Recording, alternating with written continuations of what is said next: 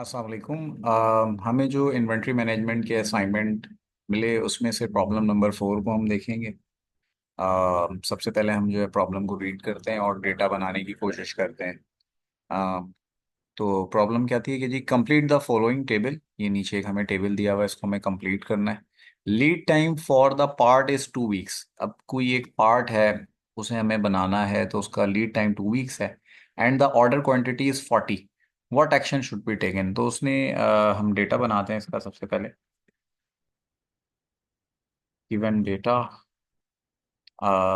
सबसे पहले जो है हमारा लीड टाइम आ रहा है, ठीक है, और ये है हमारा 2 वीक्स। लीड टाइम के बाद दूसरी चीज़ जो हमारी आ रही है ऑर्डर क्वांटिटी, यानी कि हमें 40 ऑर्डर्स है। हमारा जो है क्वांटिटी जो ऑर्डर की 40 है। ठीक है। अब हम सॉल्यूशन की तरफ जाते हैं, इसी में सॉल्यूशन कर लेते हैं।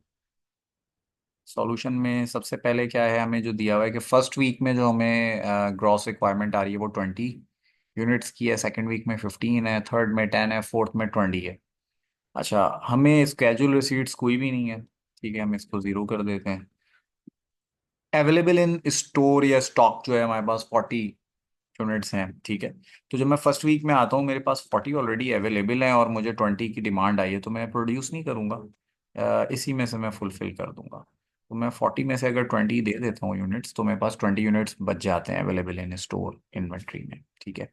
अगेन नेट रिक्वायरमेंट मेरी यहाँ पे ज़ीरो होगी। ठीक है। नेट नेक्स्ट उसमें मैं जाता हूँ।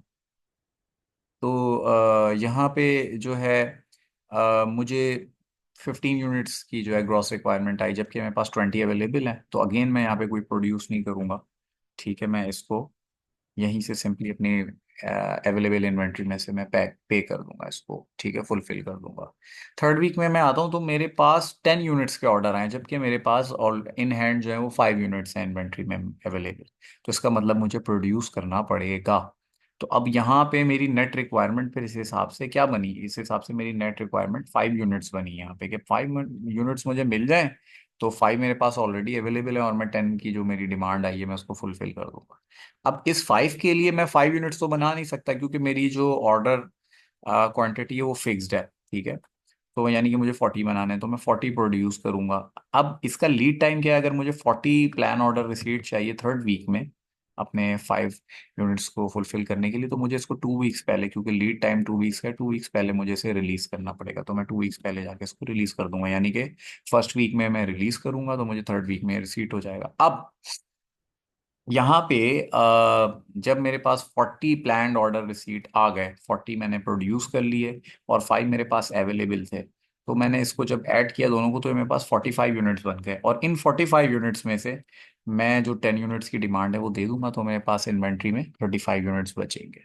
ठीक है। इसी तरह जब मैं लास्ट वीक और फोर्थ वीक में मैं जाता हूँ, तो मैंने देखा कि यहाँ पे मेरे पास 20 यूनिट्स की डिमांड आई, जबकि मेरे पास 35 अवेलेबल है। तो फिर मुझे बनाने की ज़रूरत नहीं है, प्रोड्यूस करने की। सो मैं डायरेक्टली 35 में से 20 को पे कर दूंगा, तो मेरे पास 15 बचेंगे और यही मेरी एंडिंग इन्वेंट्री कहलाएगी। This is the solution. Thank you.